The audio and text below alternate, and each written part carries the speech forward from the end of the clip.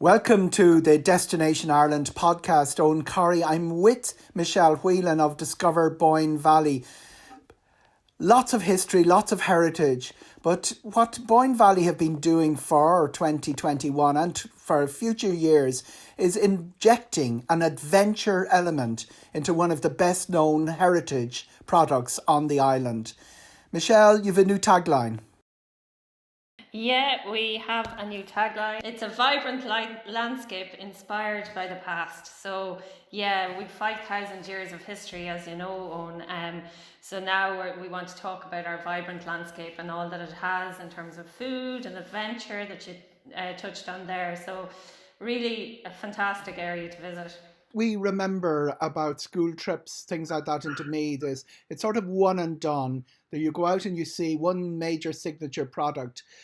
You've put together over the last couple of years an amazing inventory of adventure product and different family attractions for all ages. Do you want to talk us through a few of those? Because it's a hugely varied inventory. Fantastic for families, as you say, loads of adventure and activities. So you would know Tato Park, of course. So it has the largest wooden roller coaster in Europe and Ireland's only theme park. So that's great for a family day out. And then Trim Castle, lovely castle that you can get normal times a tour right up to the top, lovely views over the countryside, and Trim is a lovely town just to walk through.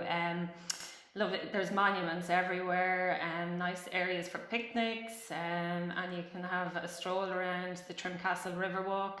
And just in Trim as well, there's a Boyne Blueway.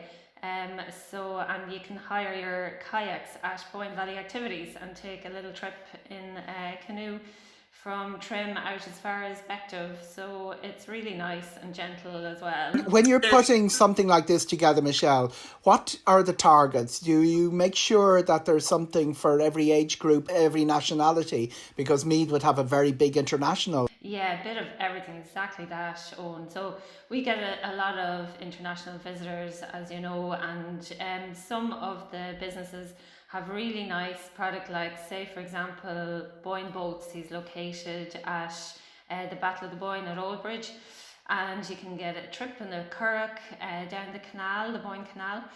And he talks about the myths and legends, and then after that then you can go into Old Bridge Estate, have a walk around the gardens and get a tour of the visitor centre, which tells the whole story of the Battle of the Boyne from 1690. And then of course 10 minutes away you've got Brunabonia and Newgrange, so all located in a nice area. And Drogheda, you could stay there, which is only about 15 minutes from there. So you know, there's a lot of clusters, we'll say, of activities going on. And then, as you were saying, activities for all age groups. So when we put together the itinerary, we were trying to think of teenagers and young children. So like, for example, Navan Adventure Centre, that's from age 3 to 12. So lots of activities, all outdoors, doing climbing walls and foot golf and all that kind of thing. And then maybe on the other side you have Tato Park, as I mentioned, or you've got go-karting at Cullen at White River Park. So you know, you can cater for the teenagers there. Or even Causey Farm is lovely for the little ones, and they're doing an ice cream adventure. They did it last year. It's really nice, all socially distanced, all outdoors, lots of little activities like blowing bubbles and seeing the animals, and you know, it's lots of fun. Signature itineraries. How long should someone allow for their visit to Boyne Valley? Would really need at least 3 days. You know, if you could take a full week, it'd be great. We've lovely self-catering units all over the county, the two counties, and you know, so that would be really nice for families, you know, that they could stay the full week and they'd have certainly have something to do every day. Or you could do a weekend, maybe in a hotel, and you know, there's plenty to take in, between a little bit of education through your heritage, or nice walking routes, bring a picnic, or you know, some of the outdoor adventure activities. you're very familiar with the product. I know that a place I've never been called Girly Bog is one of the things that I'm really, really going to put on my must-do list myself. But what's the little secret attraction that gives you most pleasure to tell people about? There's some lovely walks. Well, we just recently launched the Royal Canal Greenway, and it goes from Maynooth right down to Longford, and it goes through Meath at Enfield, Longwood and the Hill of Down. So we're a bit excited about that at the minute. It's a lovely gentle walk or cycle. It's 130 kilometres, and as you say, Girly Bog, yes, I love that because I was involved in developing it way back.